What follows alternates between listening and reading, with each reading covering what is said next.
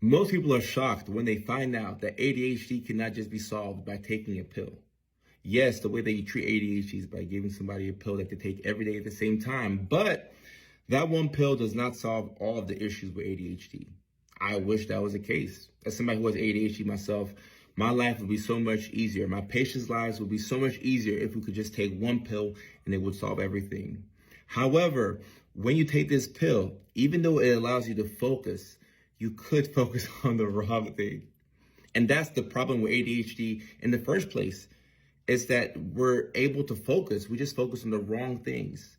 So we're doing the right things at the wrong time, or we're doing the wrong things at the wrong time, or the wrong thing at the right time. Either way, we're not doing the things that we should be doing at the time that we should be doing it, right? So we're effective, but we're not efficient. So that's why we feel like our to-do list never ends, because we're always doing something. So we're running around like a chicken with its head cut off because we're scrambling. We're like a quarterback that's left the pocket, like Mahomes on the fly. We're always looking to make something happen, some last minute magic happen, because we just cannot focus on the right thing at the right time. When you take a medication like Adderall and you expect your focus to be increased, this normally is the case. You are able to focus better, but based off of how you feel that day, your hormones, if you're a woman, or your environment, or the other things that are going on in your life. Sometimes the medications will make you focus on other things outside of the thing that you actually have to do. And this is frustrating because if you want to get your homework done and you take your medications, you expect to get your homework done. However, you could also spend an hour and a half cleaning the house, doing the dishes, folding the laundry, sending other emails that are important, but they're not the priority task that you have to do at that moment.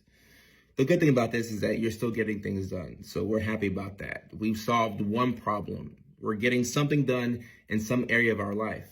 However, we're not doing the priority action.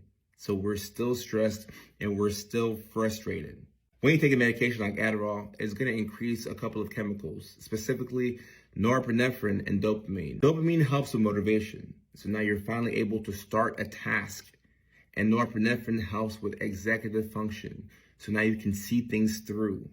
So because you're taking this medication, theoretically, you would expect that you would have no difficulty or less difficulty initiating certain tasks and also seeing it through.